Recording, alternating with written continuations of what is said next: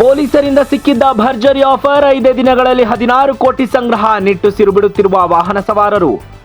ನಾಗರಿಕರು ವಾಹನ ದಂಡ ಪಾವತಿಯನ್ನು ಸುಲಭವಾಗಿ ಮಾಡಲು ಹಾಗೂ ದೀರ್ಘಕಾಲದಿಂದ ಬಾಕಿ ಉಳಿದಿರುವ ಸಂಚಾರ ನಿಯಮ ಉಲ್ಲಂಘನೆಗಳ ದಂಡವನ್ನು ತೆರವುಗೊಳಿಸಲು ಬೆಂಗಳೂರು ಸಂಚಾರ ಪೊಲೀಸರು ಒಂದು ವಿಶೇಷ ರಿಯಾಯಿತಿ ಯೋಜನೆಯನ್ನು ಜಾರಿಗೆ ತಂದಿದ್ದರು.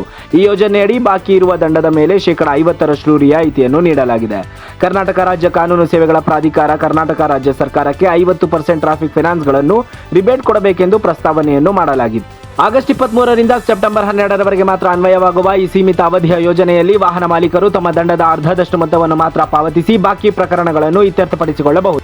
ಪತ್ರಿಕಾ ಪ್ರಕಟಣೆಯ ಪ್ರಕಾರ ಈ ಯೋಜನೆಯ ಮೊದಲ ದಿನವೇ ಅದ್ಭುತ ಪ್ರತಿಕ್ರಿಯೆ ವ್ಯಕ್ತವಾಗಿದ್ದು, ಸದ್ಯ ಆಗಸ್ಟ್ 27ರವರೆಗೆ ನಗರಾದ್ಯಂತ ಒಟ್ಟು 5 ಲಕ್ಷಕ್ಕೂ ಹೆಚ್ಚು ಪ್ರಕರಣಗಳನ್ನು ಇತ್ಯರ್ಥಪಡಿಸಲಾಗಿದೆ ಮತ್ತು ಇದರಿಂದ 16 ಕೋಟಿಗೂ ಹೆಚ್ಚು ಸಂಗ್ರಹವಾಗಿದೆ.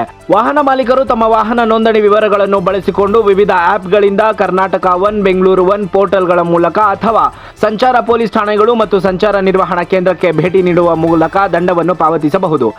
ನಗರದ ಪೊಲೀಸರು ಇಂತಹ ರಿಯಾಯಿತಿ ನೀಡಿರುವುದು ಇದೇ ಮೊದಲೇನಲ್ಲ. 2023ರಲ್ಲಿ ಇದೇ ರೀತಿಯ 50% ರಿಯಾಯಿತಿ ಯೋಜನೆಯನ್ನು ಜಾರಿಗೊಳಿಸಲಾಗಿತ್ತು. ಆಗ 184 ಕೋಟಿಗಿಂತ ಹೆಚ್ಚು ದಂಡ ಸಂಗ್ರಹವಾಗಿತ್ತು. Offer closes super.